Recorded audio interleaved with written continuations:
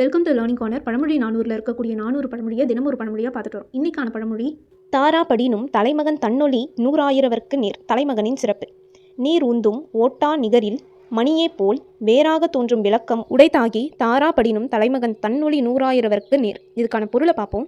அதுக்கு முன்னாடி daily afternoon 3 o'clock Indian பாலிட்டியோட லைவ் டிஸ்கஷன் கிளாஸ் நம்ம சேனலில் போகுது. இன்ட்ரெஸ்டட் பீப்புள் ஜாயின் பண்ணிக்கோங்க. கண்டிப்பாக எக்ஸாம்க்கு யூஸ்ஃபுல்லாக இருக்கும்.